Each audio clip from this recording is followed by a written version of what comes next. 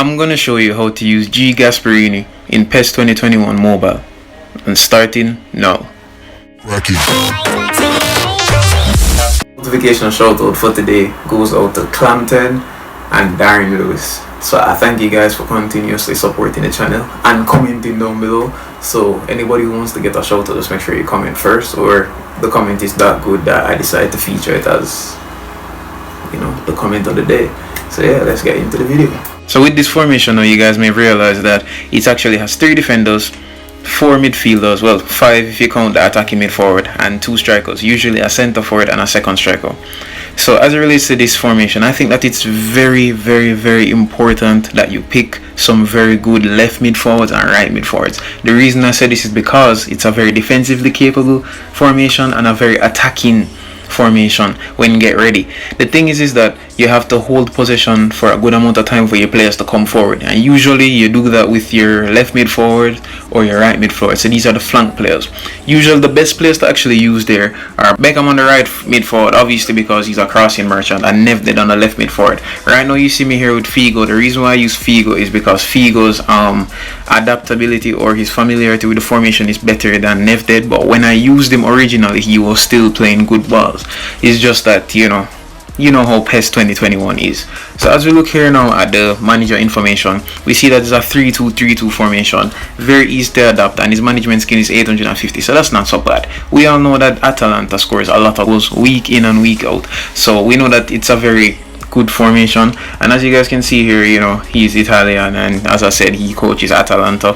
If you look at this right here, there's a slight difference between the attacking formation and the defensive formation. The reason why I enjoy using this formation is because I can stop long ball spammers with this formation, because it has 3 center backs at the back instead of the 2 center backs and 2 wing backs. And you know, the wing backs usually push a bit higher, so that allows for persons for easily pass your defense. So that's also a problem. But as you look here at the attacking version of this formation, you guys can see that it actually is very flexible, and it has like a regular support range and everything. Its defensive line is very good, compactness is very good, so at the same time there's always time for you guys to block a lot of shots and intercept a lot of passes. For persons to really surpass this side, they have to attack down the flanks, and if they attack down the flanks, they have to surpass your right mid forwards and your left mid forwards, as well as your defensive mid or your center mid, because they can drift wide as well. When they drift wide, what happens is that your center backs now are in the middle covering, just in case they decide to switch the play.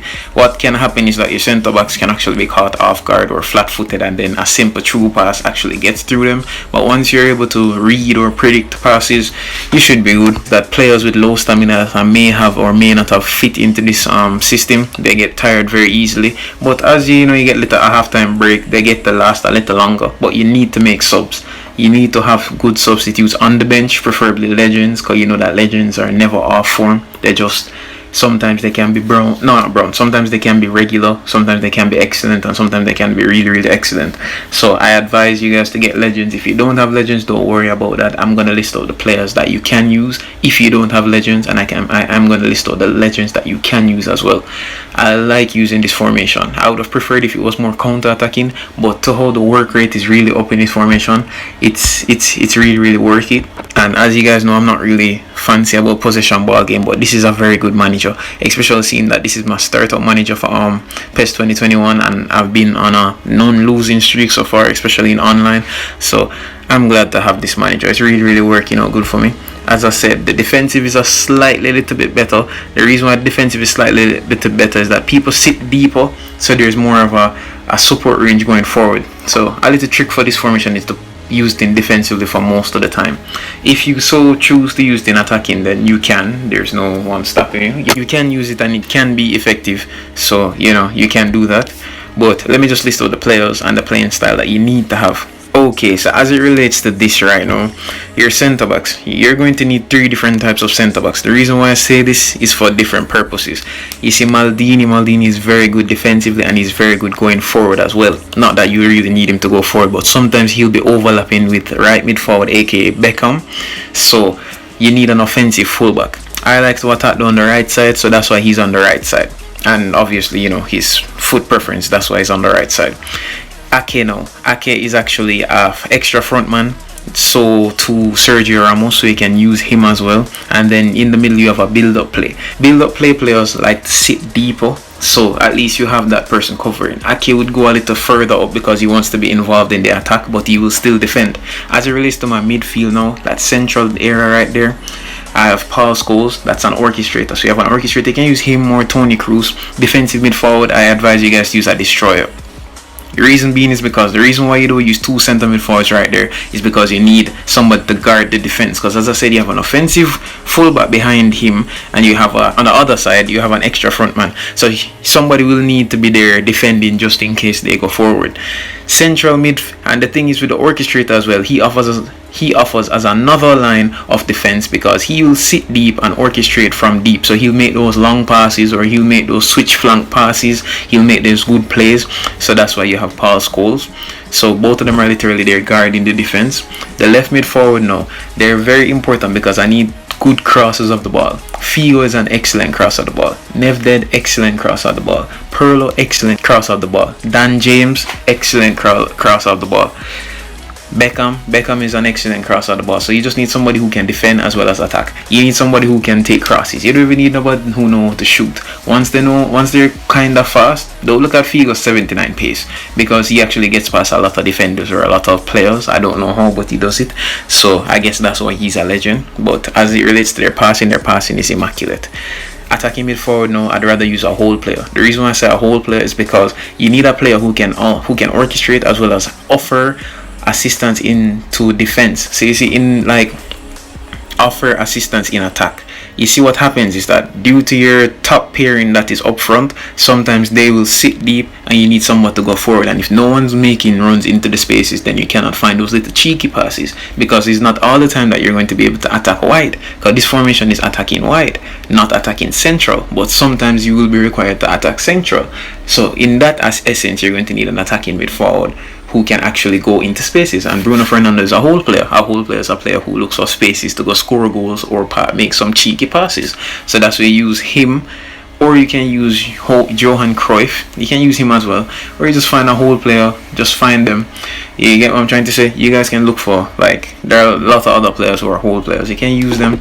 Make sure you find them. As it relates to my strike force, definitely Kluivert is a target man. You can either use a target man or a fox in the box. The reason why I do advocate for both of you guys, or both of your strikers, to be poachers is because both of them will be making some good runs. Who will be the one to set the ball? If the attacking midfield wants to make a run, who will be there to make the pass? So that's why you need two different playing styles up front. So for Kluivert, he's a target man. He's very excellent for me because it's not about speed for him. It's about holding the ball, drawing on some defenders, thus creating space for your poacher to run into.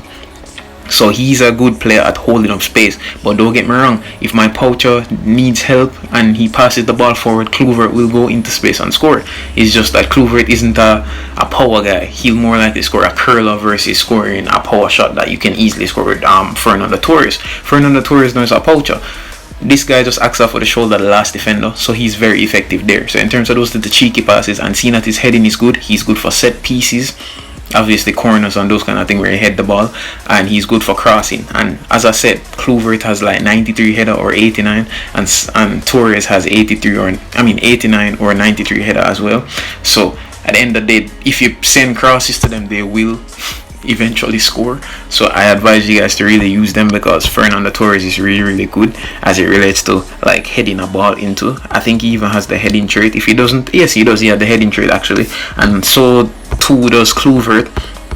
But yeah, you can use a fox in the box, you can use Harry Kane, you can use Lukaku. Yeah, you have countless amount of players to use. And then for corners and set pieces, obviously you guys have your preferred players. I prefer to use Beckham on the right corner and Scholes on the left corner. Not for any preferences, because obviously Beckham can take it from any corner, but the thing is, I score a lot of corners. Most of my goals are from corners or set pieces itself, especially corners.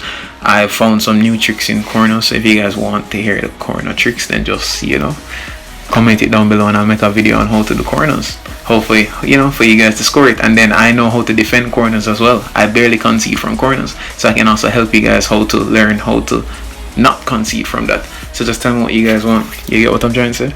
But yeah, that is all for today. I hope that this video was very informative. Don't forget to drop a like, comment down below, and subscribe. I'm Sharc Gaming, and I'm out.